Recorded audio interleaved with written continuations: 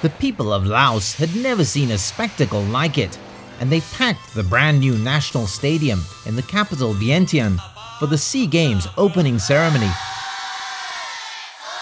It kicked off 10 days of competition featuring nearly 5,000 athletes from the 10 ASEAN members plus Timor-Leste or East Timor.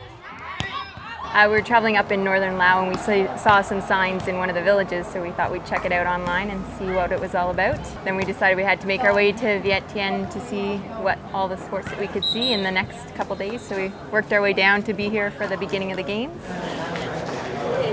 Athletes competed in some 28 sports in all, including many familiar ones like track and field, tennis, badminton, diving, table tennis, obscure colonial remnants like the French pétanque, and several of the less well-known martial arts.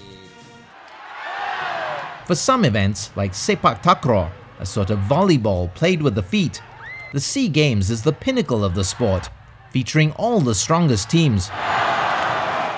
ASEAN countries are not exactly sports powerhouses, and the only Olympic event in which ASEAN athletes can claim to be world beaters is badminton. But that didn't detract from the determination of the athletes or their sense of achievement, even when facing resounding defeat. Aside from the obvious benefits during the games of packed restaurants, souvenir stalls and markets, the build-up helped lessen the blow of the global downturn. SEA Games preparation worked like a stimulus package like in other countries, because it requires basic infrastructures and some facilities. China funded the construction of the main stadium, while Japan, Thailand and Vietnam also assisted with funding as well as with key logistical support. Landlocked and bordered by 5 countries, Laos is increasingly looking to its Asian neighbors to drive its economic growth. Some 70% of Lao trade is now with other ASEAN countries. ASEAN as a whole is moving toward greater economic integration and rapidly stripping away trade barriers. But it's not all brotherly love among ASEAN members. There are plenty of irritants, historical rivalries and feuds, and even the occasional armed skirmish. Most recently, the border clashes between Thailand and Cambodia over an ancient temple. At the SEA Games, though, those regional rivalries manifested themselves in the best possible way, creating cracking atmospheres at events. Home crowd support pushed Laos itself to new sporting heights, with the football team advancing to the semi-finals of the SEA Games for the first time ever. There they met perennial underachievers Malaysia, who had knocked out Thailand, the champions for the past 8 SEA Games. Malaysia struck first, but Laos equalized to send their fans into a frenzy. Malaysia ignored the script though, and scored 2 late goals to break Laotians' hearts, but not their spirits. Whether the team won or lost, it's fine, because it is the first time that Lao team is able to make it to be among the final 4 teams. This group of Laotians now live in the West.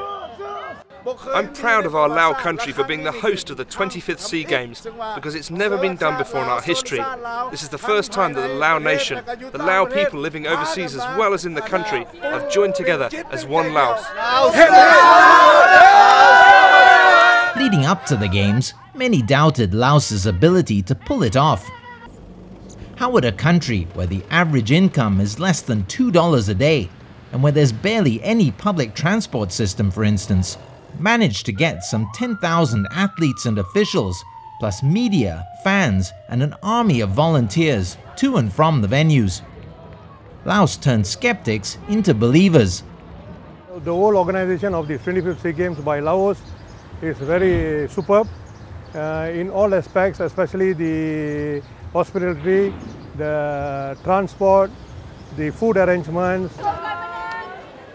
The Games created new role models and heroes, and they created a new sense of the possible that many think could help carry the country forward.